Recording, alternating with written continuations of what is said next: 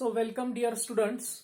In this video we shall discuss a very important human disease, that is cancer. Because this cancer is spreading in the society in a very rapid rate. आज खूप कॅन्सरचे patient वाढत आहेत आपल्या बदलत्या जीवनशैलीमुळे, बदलत्या खाण्यापिण्याच्या सवयीमुळे, वातावरणातील चेंजेसमुळे, ह्या वेगवेगळ्या सवयीमुळे कॅन्सर हा रोग अतिशय वाढत आहे. Actually this cancer, what is this cancer? Cancer नेमकं काय आहे लक्षात घ्या. In the cancer the abnormal, बघा शब्द काय काय वापरायलो मी, ॲबनॉर्मल, अनकंट्रोल्ड. ॲबनॉर्मल म्हणजे सगळ्या खराब, अनकंट्रोल्ड म्हणजे अमर्यादित, ज्याच्यावर नियंत्रणच नाही, अनकंट्रोल्ड अनियंत्रित, अनकंट्रोल्ड अँड पर्पजलेस. पर्पजलेस कुठलाच उद्देश नाही. Abnormal, uncontrolled, purposeless division of the cell. Purposeless division of the sale.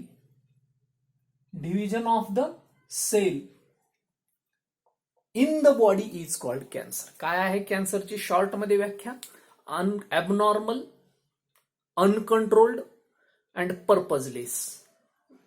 Abnormal सगळ्या खराब पेशींची वाढ, अनकंट्रोल्ड कुठलंच त्याच्यावर नियंत्रण नाही, आणि पर्पजलेस त्याचा काहीच उद्देश नाही, असं झालेलं पेशीचं विभाजन आपल्या बॉडीमधलं म्हणजे काय आहे? Cancer. And such purposeless, abnormal, uncontrolled division of cell forms the lumps of cell. आणि याच्यामुळे काय तयार होतात? लंप्स ऑफ सेल तयार होतात. सेलचे असे लंप तयार होतात बॉडीमध्ये. And such lumps of cell formed because of the uncontrolled, abnormal, purposeless division of the cell is called tumour. आणि या अशा तयार झालेल्या लंप्सलाच काय म्हणतात? ट्युमर्स, गाठ ज्याला आपण म्हणतो. अँड सच ट्युमर, ह्या ज्या ट्युमर्स आहेत, these tumours, if the tumour is malignant, जर आपल्याला पुढे बघायचं types of tumour, if the tumour is malignant, जर ट्युमर मॅलिग्नंट असेल, then that is nothing but the cancer or it is cancerous tumor. आणि ह्याच्यामुळेच आपल्याला कॅन्सर होतो. and these tumors, ह्या ज्या ट्युमर्स आहेत, these interfere with the normal functioning of the cell. ह्या तयार झालेल्या गाठी आपल्या नॉर्मल सेलच्या फंक्शनिंग मध्ये काय करतात? इंटरफिअर करतात, त्याच्यात हस्तक्षेप करतात. And they disturb the functioning of normal cell. Normal सेलची फंक्शनिंग काय करतात? Disturb. Even sometime they secrete some chemicals to alter the function of normal cells. कधी कधी ह्या ट्युमर सेल स्वतःचे काही केमिकल्स सिक्रेट करून त्या ह्या आपल्या नॉर्मल सेल ज्या वाढलेल्या आहेत बॉडीमधल्या, ज्या आपल्या चांगल्या सेल आहेत, त्याचं फंक्शन काय करतात? डिस्टर्ब करण्याचं काम करत असतात. अशा ह्या काय असतात? ट्युमर्स असतात. नाव these tumours are present in everywhere in the body. आपल्या बॉडीमध्ये अनेक ट्युमर्स असतात, but all tumours are not harmful. सगळ्याच गाठी आपल्या बॉडीमध्ये, बऱ्याच गाठी येतात, आवाळूच्या गाठी येतात, वेगवेगळे असे मास वाढलेले असतात हातामध्ये, पायामध्ये, पण सगळ्याच काही गाठी ह्या खराब नसतात. Means most of the tumours are not harmful, but some tumours are also harmful. काही ट्युमर्स काय असतात? Harmful. And depending upon their types, आणि ह्या ट्युमर्स वरूनच ट्युमर्सचे काही केलेले आहेत, टाईप केलेले आहेत. The physicist, the consultants, the researchers, the surgeon which treat the cancer, जे कॅन्सरला ट्रीट करतात, ज्याची ट्रीटमेंट देतात, सच एक्सपर्ट्स आर कॉल्ड ऑन्कोलॉजिस्ट. लक्षात घ्या, कॅन्सरची स्टडी करणाऱ्या एक्सपर्ट्सला काय म्हणायचं? ऑन्कोलॉजिस्ट. ऑन्कोलॉजिस्ट त्यांचं रिसर्च करणारे असतील, त्याची ट्रीटमेंट देणारे असतील, such experts are called oncologist. And these tumours spread everywhere in the body. हे सगळ्या ट्युमर्स कुठेही काय करत असतात पहा. And they form the lumps or masses of the cell. ते काय करतात? काही लम्प्स आणि मासेस ऑफ सेल्स तयार करतात. सच न्यूली फॉर्म्ड लम्प्स, मग एका ट्युमर पासून नवीन तयार व्हायला लागतात. Such newly formed mass is called neoplasm. नवीन तयार झालेल्या ह्या मासला, लंपला, त्या ट्युमरच्या मासला काय म्हणायचं? न्यूओप्लाझम असं सुद्धा म्हटलं जातं. So this is all about the introductory part. आणि आज हा कॅन्सर एकदम it is fatal, because if it is detected in the first stage, primary स्टेजमध्ये जर हा कॅन्सर डिटेक्ट झाला, it is harmless. But if it exceeds the secondary, third, tertiary stage, जर पुढच्या स्टेजमध्ये जर गेला, it is not curable because it is very fatal, it is very dangerous. लक्षामध्ये. आणि त्याच्यामुळे हा कॅन्सर आज आपल्या जीवनशैलीचा एक भाग बनलेला आहे. आज गावागणीच तुम्हाला जवळपास 25-25, 50-50 पेशंट छोट्या छोट्या गावामध्ये सापडायलेले आहेत. येणाऱ्या काळामध्ये ते आपल्या गल्लीपर्यंत आणि घरापर्यंत सुद्धा येऊ शकणार आहेत. तितके कॅन्सरचे पेशंट येणाऱ्या काळामध्ये वाढणार आहेत. त्याच्यामुळे आपल्याला जे काही हे महत्वाची माहिती इथं दिलेली आहे ती आपल्याला फॉलो करावी लागणार आहे आणि त्याच्याशी दृष्टीनं आपलं सहसा जीवनशैली ठेवण्याचा प्रयत्न केला पाहिजे. नाव व्हॉट आर द मग टाइप्स ऑफ सिम्पटम्स. मग आपलं टाइप्स ऑफ ट्युमर्स. ट्युमर्सचे काय काय टाइप्स आहेत तर बघा, there are 2 types of tumour. The first tumour is benign tumour. Benign tumour. and second tumor is malignant tumor. Benign tumor and malignant tumor. Now what is this benign tumor? This benign tumor is growing very slowly. त्याचा जो rate असतो ग्रोथचा तो काय असतो त्या ट्युमरचा अतिशय slow rate असतो, slow growth rate. Okay. And it does not spread anywhere. म्हणून मी इथे लिहायलोय it does not spread anywhere. सहसा ती कुठं पसरत नाही. Does not spread in the body. सहसा ती बॉडीमध्ये काय करत नसते, पसरते. Means it is restricted to the site of origin. ती जिथं ओरिजिनेट झाली ती तिथल्या पुरतीच राहते, जिथं तयार झाली तिथंच. And therefore it does not spread anywhere in the body. सहसा ती बॉडीमध्ये काय होत नाही, स्प्रेड होत नाही, पसरत नाही. But there are certain cells which are benign, there are certain tumours. अशा काही ट्युमर्स आहेत which are benign tumours but they are harmful. काही ट्युमर्स हार्मफुल आहेत. And in such case I am giving here one example, that is the brain tumour. बघा आता ही brain tumour ही generally benign tumour आहे, पण तरी सुद्धा ही आपली डेथ करते, आपला जीव घेते. कारण ही जी ब्रेन ट्युमर आहे ही ब्रेन ट्युमर ज्यावेळेस वाढायला लागते त्या ब्रेनच्या मध्ये, स्कलच्या मध्ये, ती स्कलवर प्रेशर क्रिएट करायला लागते. कारण मासेस वाढत जातात, स्कलवर प्रेशर यायला लागतं. मग एखादी गोष्ट खूप खूप ताणली मग स्कलमधून तर येणं शक्य नाही, मग ती कुठून यायला लागते. तुमचा दिस इज द ब्रेन स्टेम. इथं आहे तुमच्या ब्रेनचा स्टेम. स्टेम म्हणजे शेपूट. इथं ह्या शेपटापासून एक काय आहे, जागा आहे खाली येण्यासाठी. इथून तुमचा मेंदू मोकळा आहे खाली येण्यासाठी, ज्याच्यातून स्पायनल कॉर्ड आलेला आहे, तुमचा व्हर्टिब्रल कॉलम गेलेला आहे. तिथं एक छिद्र आहे, त्या छिद्रामधून हे वाढलेल्या सेलचं मास बाहेर यायला लागतं. आणि अशा वाढलेल्या सेलचं ज्यावेळेस मास बाहेर यायला लागतं, it try to come out of the स्कलच्या बाहेर येण्याचा प्रयत्न करतं. आणि त्याच्यामुळे काय होतं, इथले बाकीचे जे एरिया आहेत, सेरेबेलम आहे, सेरेब्रम आहे, हे एरियावर प्रेशर येऊन जे व्हायटल फंक्शन्स आपल्या बॉडीचे करतात, रिस्पिरेशन सारखं असेल, हार्ट रेट सारखं असेल, हे इथून येण्यामुळे ह्या बाकीच्या श्वसनावर वगैरे ताण येऊन आपलं श्वसन बंद पडतं, रिस्पायरेशन बंद पडतं आणि तिथंच आपली डेथ होते. तर असा हा ब्रेन ट्युमरचा प्रकार आहे. तर तो ब्रेन ट्युमर हा ऍक्च्युली मॅलिग्नंट ट्युमर नाही, हा टिपिकल कॅन्सरची ट्युमर नाही, ही बिनाइन ट्युमर आहे. पण तरी सुद्धा याच्यामुळे आपलं काय होतो, डेथ होतो. हे लक्षात ठेवा. That is all about the benign tumour. And second type of the tumour is a malignant tumour. दुसरा जो टाइप आहे तो कोणता ट्युमर आहे, malignant tumour. Malignant tumour. Now this tumour is rapidly growing. बघा ह्याचा ग्रोथ रेट अतिशय fast आहे, लक्षात घ्या. It spreads anywhere in the body. It can spread anywhere in the body. And actually, such malignant tumors, ह्या ज्या malignant tumor आहेत कुठेही बॉडीमध्ये पसरत असतात. And these generally interrupt. बघा त्या काय करतात, interrupt the normal cells. आपल्या नॉर्मल सेल्सला त्या काय करतात, वाढणाऱ्या ट्युमर इंटरप्ट करायला लागतात. They alter the function of the normal cells. Normal सेल्सचं फंक्शन काय करण्याचं काम करतात, ते अल्टर करण्याचं काम करतात. Even they secrete certain chemicals, काही केमिकल सिक्रेट करतात ह्या मॅलिग्नंट ट्युमर आणि तुमच्या त्या नॉर्मल सेलच्या फंक्शनिंगला काय आणतात, बाधा आणतात.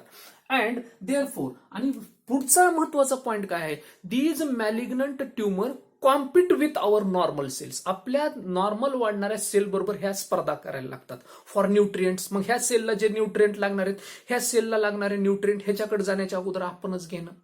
आणि त्याच्यामुळे काय व्हायला लागतं, आपल्या नॉर्मल सेल्सला न्यूट्रिएंट्स कमी भेटायला लागतात जे आपल्या अन्नातून घेतलेले असतात. And because of that normal cells are killed.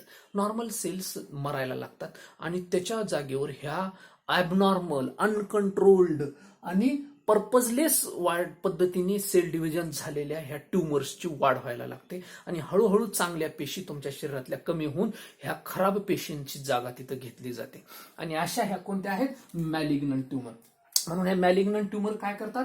They compete with your normal cells. आपल्या नॉर्मल सेल्स बरोबर त्या काय करायला लागतात? कॉम्पिटिशन करायला लागतात. कशासाठी? For nutrients. For nutrients. And these malignant tumour can be spread from anywhere from one place to other place. कशाद्वारे? By blood. बघा, ब्लडद्वारे as well as by lymph. लिम्फद्वारे. आपल्या दोन सिस्टीम शिकलेल्या आहेत, एक सर्क्युलेटरी सिस्टीम आणि दिस लिम्फॅटिक. त्या दिवशी सुद्धा मी सांगितली. तर ह्या लिम्फमधून आणि ब्लडमधून त्या एका जागेवरून दुसऱ्या जागेवर जायला लागतात. And this migratory action of the malignant tumour. Migratory action, एका जागेवरून दुसऱ्या जागेवर जाणे आणि तिथं जाऊन दे फॉर्म न्यू ट्युमर्स. नवीन जागी जाऊन ब्लडद्वारे एका जागेवरून समजा ब्रेन मधून निघाली ती ट्युमर आणि ती जाऊन हार्टमध्ये तिथं एक ट्युमर तयार केली. इंटेस्टाईन मध्ये गेली तिथं ट्युमर तयार केली. तुमच्या किडनीकडे गेली तिथं ट्युमर तयार केली. आणि अशा नवीन जागी जाऊन तयार केलेल्या ट्युमर्सला म्हणायचं सेकंडरी ट्युमर्स. अशा ट्युमर्सला काय म्हणायचं? Secondary tumours which are carried by the blood lymph. आलं का लक्षात? आणि अशा secondary tumours, this migratory action from one place to other place. एका जागेवरून दुसऱ्या जागेवर जाऊन तिथं नवीन जागी ट्युमर तयार करणे. दिस मायग्रेटरी ऍक्शन इज कॉल्ड मेटास्टॅसिस. लक्षात ठेवा, फार महत्वाचे शब्द आहेत. बोर्डामध्ये सुद्धा बऱ्याच वेळा हे कॅन्सरचे टाइप्स वगैरे विचारलेले आहेत. तर this action is called metastasis. तर अशा पद्धतीच्या ह्या दोन ट्युमर आहेत, बिनाइन ट्युमर आणि malignant tumour. This is very dangerous. लक्षात घ्या, this is cancer causing tumour. This red coloured tumour, this is cancer causing tumour. Dangerous tumour आपल्या बॉडी मधली कोणती असते? बिनाइन ट्युमर असते. हे लक्षात ठेवा. It is death causing tumour. हीच कॅन्सरला कारणीभूत असते. नाव what are the types of the cancer? मग कॅन्सरचे टाईप कोणते कोणते आहेत? So there are different types of cancer. The first type of cancer is carcinoma. बघ, पहिला जो टाइप आहे कॅन्सरचा कोणता आहे? Carcinoma. This cancer arises at the epithelial tissue. बघा, लक्षात ठेवा ह्यांचे ओरिजिन पॉइंट. कुठला कॅन्सर? एपिथेलियल टिश्यूचा कॅन्सर. एपिथेलियल टिश्यू कुठल्याही ऑर्गनला लाइनिंग करणाऱ्या टिश्यू, कव्हरिंग करणाऱ्या टिश्यू. लंग्सला कव्हर करणारी म्हणजे लंग्सचा आउटर लेअर, तुमच्या हार्टचा आउटर लेअर, ब्रेनचा आउटर लेअर, तुमच्या लिव्हरचा, इंटेस्टाईनचा, अशा ब्रेस्टचा, अशा एपिथेलियल टिश्यूचा कॅन्सर होणे, दॅट इज कॉल्ड कार्सिनोमा. आता ह्याचं एक्झाम्पल जर द्यायचं झालं, ब्रेस्ट कॅन्सर, स्तनाचा कर्करोग, लिव्हर कॅन्सर, लंग कॅन्सर. हे बघा, हे सगळे कुणाचे एक्झाम्पल झाले? Carcinoma types. It is the cancer of epithelial tissue. Outer covering of any organ is made up of epithelial tissue. आणि ह्या एपिथेलियल टिश्यूचा कॅन्सर म्हणजे कोणता? हा carcinoma cancer. Second type of cancer आहे sarcoma. I will write here sarcoma. Now what is this sarcoma? The cancer of connective tissue. बघा, it arises at the connective tissue. Connective tissue संयोजी होती. दुसरे अनेक टिश्यूचे type आहेत, 11th standard मध्ये मी सांगितलेले तुम्हाला. तर ह्या ज्या टिश्यू आहेत कनेक्टिव्ह टिश्यू, कनेक्टिव्ह टिश्यूचे जे कॅन्सर आहेत, असे कॅन्सर्स कोणत्या गटात टाकलेले आहेत? Sarcoma type of cancer. आणि ह्या कनेक्टिव्ह टिश्यू मध्ये कोण आहे? बघा, बोन ट्युमर म्हणजेच हाडाचा कॅन्सर, तिथल्या ट्युमरचा कॅन्सर, तिथं ट्युमर होणे बोनमध्ये. आलं लक्षामध्ये? मसल ट्युमर, स्नायूचा कॅन्सर, मसल ट्युमर, तिथं मेलिग्नंट ट्युमर तयार होणे. तर हे कुठल्या टाईपचं उदाहरण आहे? Sarcoma type of cancer. Okay. The third one is lymphoma. The third type of cancer is lymphoma. Lymphoma ह्याच्या नावातच लिम्फोमा, लिम्फॅटिक टिश्यू. आता लिम्फॅटिक सिस्टीम तुम्हाला माहिती आहे, त्या लिम्फॅटिक टिश्यूचा कॅन्सर होणे. लिम्फॅटिक सिस्टीमच्या ज्या वेगवेगळ्या टिश्यू आहेत त्यांची एक स्वतःची जशी सर्क्युलेटरी सिस्टीम आहे तसं लिम्फॅटिक सिस्टीम आपण पाहिलेलं आहे. त्या लिम्फॅटिक टिश्यूचा कॅन्सर होणे म्हणजे लिम्फोमा. मग त्याच्यामध्ये लिम्फ नोड्स असतील, स्प्लीन असेल, आपल्या इम्युन सिस्टीमच्या सेल्सचा कॅन्सर असेल, आपली प्रतिकारशक्ती ज्या सेलवर आधारित आहे त्याचा कॅन्सर असेल. हे सगळे कुठल्या गटात टाकलेले आहेत? लिम्फोमा गटामध्ये टाकलेले आहेत. So lymphoma cancer. Okay. Then fourth one is leukaemia. Leukaemia this is blood cancer. बघा हा कुणाचा कॅन्सर आहे? It is the cancer of blood. ह्याच्यामध्ये काय होतं? ब्लड कॅन्सर म्हणजे नेमकं काय? In the blood cancer the excessive growth of the WBC is taking place. डब्ल्यूबीसीची संख्या खूप वाढते. व्हाईट ब्लड सेलची संख्या ज्यावेळेस वाढते, ल्युकोसाइट्स ज्याला आपण म्हणतो, डब्ल्यूबीसीलाच दुसरं नाव काय आहे? ल्युकोसाइट. आणि ज्यावेळेस ल्युकोसाइटची संख्या खूप वाढते, त्या ल्युकोसाइटहून लक्षात ठेवा ल्युकेमिया. ल्युकोसाइट ल्युकेमिया. तर डब्ल्यूबीसीची अबनॉर्मल जर ग्रोथ व्हायला लागली त्याच्या नॉर्मल रेंजपेक्षा, तर त्यावेळेस त्याला काय म्हणायचं? ल्युकेमिया म्हणायचं. तर असा हा ल्युकेमिया. अँड फिफ्थ म्हणजे ॲबनॉर्मल डब्ल्यूबीसी तयार होतात म्हणजे इमॅच्युअर, म्हणजे पूर्ण वाढ न झालेल्या डब्ल्यूबीसीची वारेमाप संख्या ब्लडमध्ये वाढून बसते आणि ते ब्लड पूर्ण डब्ल्यूबीसीमय होतं. डब्ल्यूबीसीच असतात आणि सगळ्या इमॅच्युअर, ते फंक्शनिंगही नसते. आणि अशा ॲबनॉर्मली वाढलेल्या डब्ल्यूबीसीमुळे ब्लडचा कॅन्सर होतो, that is leukaemia. And then adenocarcinoma. Adenocarcinoma. याच्यामध्ये काय होतं? This is the cancer of different types of gland like thyroid gland, okay, pituitary gland and other glands in the body.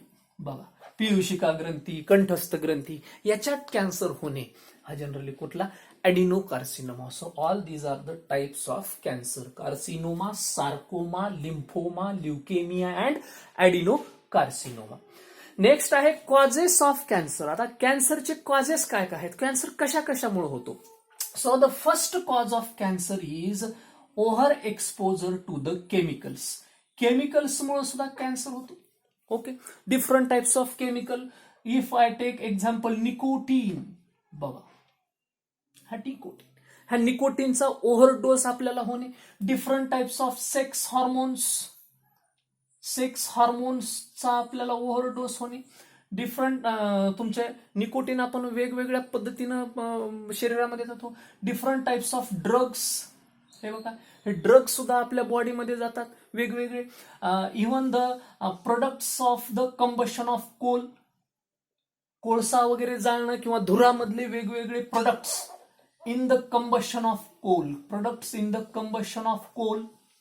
Okay, all these are the chemicals. म्हणजे आपला जर सतत रसायनाच्या जर संपर्कात आपण राहायला लागलो तर त्यावेळेस ह्या केमिकल्समुळे आपल्याला काय व्हायला लागतो?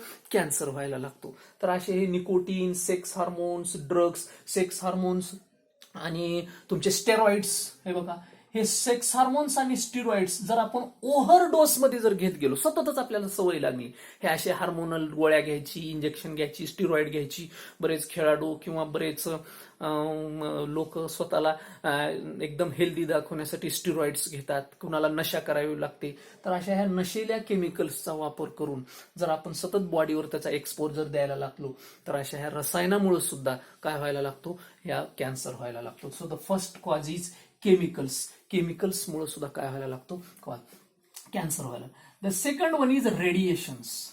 The radiations are very dangerous. लक्षात घ्या, हे सगळे जे किरण आहेत त्याच्यामध्ये मग एक्स रे असतील, गॅमा रे असतील, different types of other ultraviolet rays असतील, युव्ही रेज असतील, all these rays are dangerous.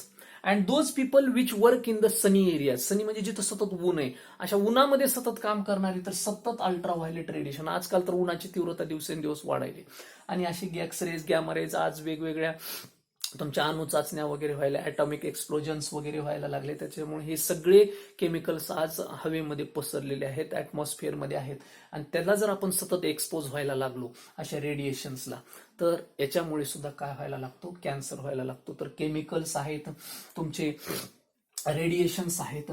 Some viruses are also there. काही व्हायरसेस विषाणूद्वारे सुद्धा, because these viruses contain oncogenes. बघा, onco is related to cancer. आता सांगितलं oncologist. तसं या व्हायरसेसमध्ये काय असतात? ऑन्कोजीन्स असतात. And these oncogenes are called cancer causing genes. ह्या व्हायरसेसमध्ये असलेल्या ऑन्कोजीन्स ज्याला आपण काय म्हणतो? कॅन्सर कॉजिंग जीन्स म्हणतो. आता ह्याचं जर एक्झाम्पल घ्यायचं झालं तर बघा, ह्या EBV virus, EBV Epstein bar virus, Epstein bar virus, Epstein bar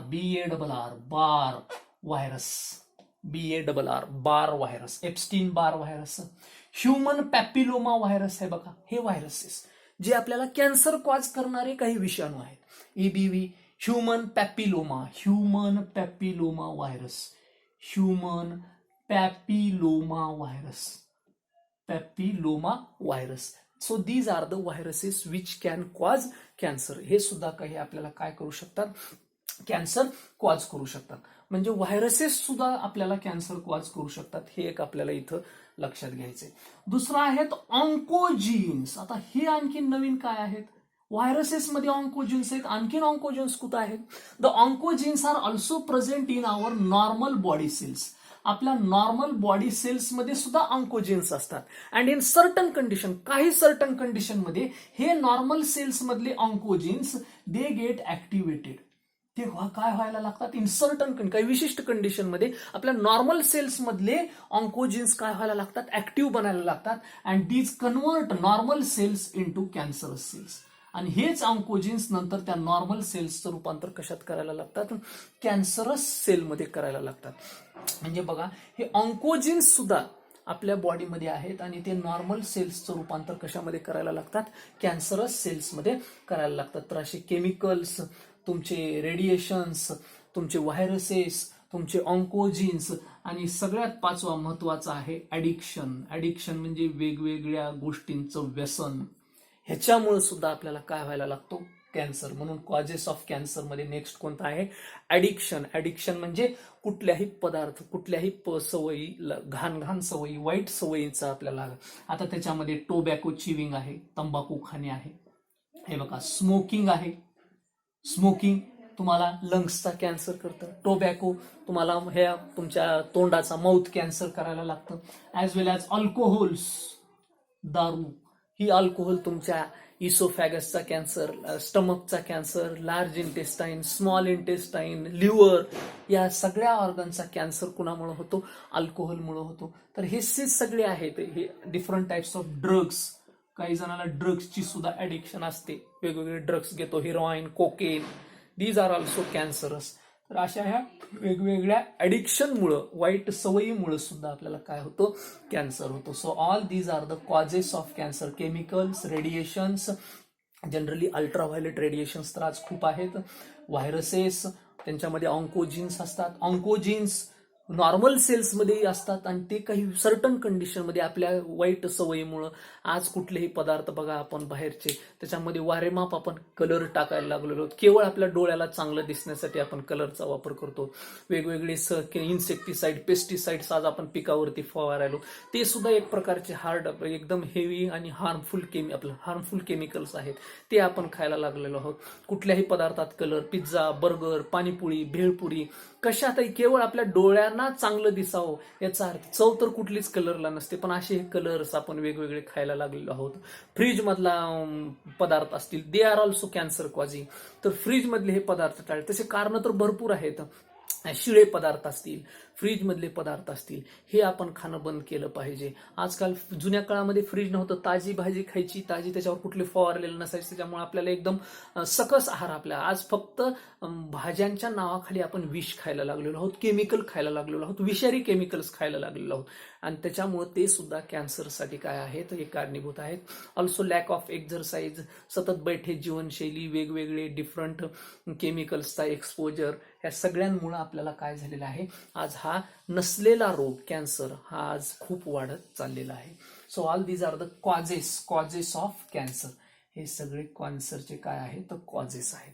and then treatment of the cancer. कॅन्सरची काय आहे, ट्रीटमेंट. तर त्या कॅन्सरच्या ट्रीटमेंटमध्ये फर्स्ट ट्रीटमेंट आहे किमोथेरपी. बघा, वेगवेगळ्या थेरपी यूज केल्या जातात कॅन्सरच्या ट्रीटमेंटमध्ये. त्याच्यामध्ये पहिली थेरपी आहे कोणती, किमोथेरपी. आता ह्या किमोथेरपीमध्ये नेमकं काय होतं लेकरांनो, in the chemotherapy some anti cancer drugs are given to the patient. Anti cancer drugs, काही कॅन्सरला विरोध करणारे इंजेक्शन्स, केमिकल्स तुमच्या बॉडीमध्ये सोडले जातात. ते काय करतात, they stop the cell division. Cancerous सेलचं सेल डिव्हिजन स्टॉप करतात. And by the time if the cell division is stop, म्हणजेच काय आहे, डीएनए सिंथेसिस स्टॉप झालं. Inhibit the DNA synthesis. म्हणजे तुमचा डीएनएच तयार होणार नाही, डीएनएच डिव्हिजन होणार नाही, त्याच्यामुळे सेल डिव्हिजन थांबायला लागेल. सेल डिव्हिजन थांबलं की तुमच्या त्या अँटी कॅन्सर आपलं कॅन्सरस सेलची ग्रोथ थांबेल. हे कुणामुळे व्हायला लागतं? Chemotherapy. But the side effect of the chemotherapy is in some patient or in most of the patient the hairs are lost. Temporary hair loss. कसला लॉस? किमोथेरपीमध्ये temporary hair loss. Temporary hair loss. कधी कधी बॉडीवरचे पूर्ण केस सुद्धा निघून जातात. म्हणून आपण बरेच कॅन्सरचे पेशंट जर बघितले त्यांनी पूर्ण केस डोक्यावरचे वगैरे आपण पाहतो टीव्हीमध्ये वगैरे. तर हे chemotherapy, that is one. The next आहे रेडिओथेरपी. रेडिओथेरपी. आता हे रेडिओथेरपीमध्ये काय? Different radiations are bombarded on the cancerous cell present in the body which are released from the radio substance. Radio substances पासून निघणारे रेडिएशन्स, एक्सरेज, गॅमा रेज, असे अलग लक्षामध्ये सम चार्जड पार्टिकल्स ह्या तुमच्या कॅन्सरस पार्टवर मारले जातात. आणि कॅन्सरस पार्टवर त्याचा, कॅन्सरस सेल्सवर त्याचा बॉडीमधल्या मारा केला जातो. आणि त्याच्यामुळे त्या सेल्स तिथं काय व्हायला लागतात? मरायला लागतात. X-rays, gamma rays, some charged particles, काही चार्जड पार्टिकल्स कुणापासून? फ्रॉम रेडिओ सबस्टन्स, ज्याच्यातून सतत रेडिएशन्स बाहेर पडतात अशा सबस्टन्स. कोण आहेत रेडिओ सबस्टन्स? कोबाल्ट आहे, आयरिडियम आहे, आयोडीन आहे, वेगवेगळे आहेत. या सगळ्या पदार्थांमधून निघणारे हे रेडिएशन्स तुमच्या कॅन्सरस सेल्सवर मारा केला जातो. आणि अशा थेरपीला रेडिओथेरपी असं म्हणतात. केमिकलचा वापर करणे किमोथेरपी, रेडिएशन्सचा मारा करणे bombardment of the radiations, that is radiotherapy. The third one is surgery. आणखीन एक पर्याय कॅन्सर पासून वाचण्यासाठी surgery, but in a very first stage, अतिशय पहिल्या स्टेजेसमध्ये. काय आहे? If the particular part is get affected by the cancerous cells. समजा ब्रेस्ट कॅन्सर आहे, युटेरस, गर्भाशय एखाद्या स्त्रीचं खराब झालेलं आहे, तर तेवढ्या तिथला लंप, मास ऑफ सेल काढून टाकणं सर्जरी करून. By surgery we can remove the lumps of the breast मधले लंप, तुमच्या युटेराइन ट्यूमर, युटेरस मधल्या ट्यूमर, ब्रेस्ट ट्यूमर, हे आपण काय करू शकतो? सर्जरीद्वारे काढू शकतो. आणि हे सर्जरी एक प्रकारचं काय आहे? कॅन्सरवरची ट्रीटमेंट आपल्याला म्हणता येईल. म्हणजे ऑपरेशनद्वारे सर्जरी करणे म्हणजे ऑपरेशन करणे. आणि फोर्थ आहे इम्युनोथेरपी. इम्युनोथेरपी. आता इम्युनोथेरपीमध्ये काय केलं जातं लक्षात घ्या. The generally cancerous cells have been shown to avoid the detection and your destruction of the cancerous cells. काय केलेलं आहे लक्षात घ्या लेकरांनो. आपल्या बॉडीमधल्या ज्या कॅन्सरस सेल्स आहेत त्या फार हुशार आहेत. त्या आपल्या बॉडीमधल्या दुसऱ्या ज्या प्रतिकार शक्तीवाल्या सेल्स असतात, इम्युन सेल्स असतात, हे इम्युन सेल्स ज्यावेळेस कॅन्सरस सेल्सला शोधायला जातात त्यावेळेस ते कुठेतरी लपून बसायला लागतात. बघा, फार विचित्र घटना आहे या cancerous cell. Immune cells when try to find out the cancerous cells in the body, they avoid the detection. ह्यांनी करायलेलं डिटेक्शन, शोध, हे अवॉइड करण्याचा प्रयत्न करतात. आणि मग आपल्या इम्युन सेल्सला त्या कॅन्सरस सेल दिसतच नाहीत. मग आपली जी प्रतिकारशक्ती त्या कॅन्सरस सेल्सला मारू शकत नाही. त्याच्यामुळे त्यांची वाढ व्हायला लागते, त्या कुठेतरी लपून बसायला लागतात. आणि मग अशा ह्या अवॉइडच्या सिच्युएशनमुळे कुणालाही ability, cancerous cells have been shown to avoid the detection and your destruction. आपल्या इम्युन सेल्सद्वारे होणारं त्यांचा नाश, त्यांचं डिटेक्शन, शोध, हा ह्यांनी अवॉइड करायला बघायलेलं आहे. मग अशा वेळेस काय करावं लागेल? आपल्या बॉडीमध्ये काही biological response, biological modifier, biological response modifiers. बघा मी शब्द काय वापरायलोय, बायोलॉजिकल रिस्पॉन्स, आपला रिस्पॉन्स वाढवणारे, रिस्पॉन्सला मॉडिफाय करणारे response modifiers are given to the patient. Biological response modifiers are given to the patient. पेशंटला असे काही दिले जातात. त्याच्यामधलं एक एक्झाम्पल मी सांगतो, अल्फा इंटरफेरॉन्स. बघा, अल्फा इंटरफेरॉन्स, हे अल्फा इंटरफेरॉन्स त्या पेशंटला दिले जातात. आणि हे अल्फा इंटरफेरॉन्स काय करतात? दे इन्क्रीज युअर इम्युन रिस्पॉन्स. तुमच्या इम्युन सेल्सला ऍक्टिव्ह करतात, त्यांचा रिस्पॉन्स वाढवतात आणि ते पटपट पटपट त्या कॅन्सरस सेल्सला शोधायला लागतात आणि किल करायला लागतात. तर असे हे alpha interferons are injected to the cancerous patient which detect the cancerous cells, kill them. तर अशी ही इम्युनोथेरपी, इम्युन सेल्सला रिस्पॉन्स वाढवणारी, तुमच्या प्रतिकार शक्तीच्या सेल्सला ऍक्टिव्ह ठेवून त्यांना शोधण्यासाठी आणि किल करण्यासाठी मदत करणारा हा केमिकल अल्फा इंटरफेरॉन. फार महत्वाचा शब्द आहे, तुमच्या एमसीक्यू साठी लक्षात ठेवा. आणि लास्ट आहे काही सपोर्टिव्ह थेरपी 5व्या नंबरची treatment on the cancer, that is supportive therapies are also given to the cancerous patient. आता सपोर्टिव्ह थेरपीमध्ये लेकरांनो काय आहे, there are different therapies which are given to the cancer patient. मग काही आपण आयुर्वेदिक ट्रीटमेंट घेतो, काही आहार विहार बदलतो व्यायामाद्वारे, जेणेकरून we can cure the cancer, we can treat the cancer as well as we can treat the symptoms of cancer, as well as we can just kill the cells in the cells of the cancer. कॅन्सरच्या cell आपण आपलं किल करू शकतो वेगवेगळ्या मार्गाने. बाकीच्या ह्या therapy सोडून आणखीन कुठली सपोर्टिव्ह आहे का? आयुर्वेदाच्या मार्फत, फिजिकल एक्झरसाइजच्या मार्फत, आहार विहाराच्या मार्फत, पथ्य करूनच्या ह्या वेगवेगळ्याद्वारे तुमच्या थोडक्यात मी इथं म्हणेल we want to increase the quality of life. आपण त्या पेशंटच्या लाईफची क्वालिटी वेगवेगळ्या बाकीच्या मीन्सद्वारे इम्प्रूव्ह करण्याचा प्रयत्न करणे. कॅन्सरच्या पेशंटला आपण आणखीनही दुसरे बरेच करतो, ह्या तर थेरपी देतो आणि आणखीन आपण वेगवेगळ्या चाचपणी करतो की बाबा याच्याद्वारे काही ह्या कॅन्सरच्या पेशंटला मदत, काही प्राणायाम योगाचा वापर करून, काही वेगवेगळ्या तुमच्या ॲक्युप्रेशर, ॲक्युपंक्चर अशा काही थेरपीचा वापर करून तुमच्या कॅन्सर सेल्स मरतील का, ह्या अशा वेगवेगळ्या थेरपी बाकीच्या सपोर्टिव्ह थेरपी ज्याला आपण म्हणतो त्याला, जेणेकरून तर कॅन्सरला थोडा का होईना मदत होईल. 6 महिन्यात मरणारे पेशंट तो 2-3 वर्षापर्यंत, 5-6 वर्षापर्यंत असे काही कॅन्सर पेशंट आहेत जे एकदम थर्ड स्टेज मधले अशा वेगवेगळ्या सपोर्टिव्ह थेरपीज वापरून क्युअर झालेले आहेत. म्हणजे आपण जर थोडासा एक्झरसाइज, आपलं तुमचा मेंटल बॅलन्स आहे, तुमचं मेंटल पॉझिटिव्हिटी आहे, तुमची मानसिक सकारात्मकता आहे, याच्याद्वारे सुद्धा आपण कॅन्सरला हरवू शकतो.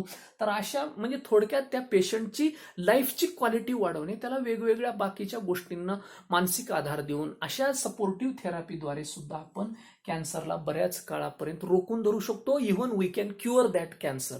तर अशा ह्या ट्रीटमेंटद्वारे आपण कॅन्सर क्युअर करू शकतो. आपले हे जे कॉजेस आहेत, हे तुमचे टाइप्स ऑफ कॅन्सर, कुठल्या भागाचा कसला कॅन्सर आहे, तुमच्या ट्युमर काय आहे, ट्युमर्सचे टाईप, ट्युमर म्हणजे काय आहे, uncontrolled abnormal purposeless division of the cell, that is called cancer. आणि अशा डिव्हिजन मधून तयार झालेली जी मासेस ऑफ सेल्स, अनेक खराब झालेल्या सेल्सचा मास, दॅट इज ट्युमर, गाठ. तर ही गाठ म्हणजेच कॅन्सरचं मेन उगमाचं स्थान आहे. आणि ह्या गाठी ज्यावेळेस वाढत जातात सगळ्या बॉडीमध्ये, त्यावेळेस त्या भागाला त्या खराब करायला लागतात, and that is the cancer. So hope you understood guys what is cancer. It is very dangerous. Just try to avoid such abnormal situations by doing regular exercise, by taking balanced healthy diet, by avoiding the fast foods, colored foods. Okay, generally organic भाजीपाल्यावर भर द्या. स्वतःच्या शेतामध्ये स्वतःसाठी काही 1-2 acre चांगला भाजीपाला स्वतःसाठी उगवा. सतत पैशाच्या मागे लागून आपलं आरोग्य खराब न करता आपल्यासाठी आणि समाजासाठी सुद्धा होता होईल तेवढं चांगलं देण्याचा प्रयत्न करा, जेणेकरून आपण हा आजार केवळ आपल्या मानवाच्या हस्तक्षेपामुळेच कमी करू शकतो. आपल्याच हस्तक्षेपामुळे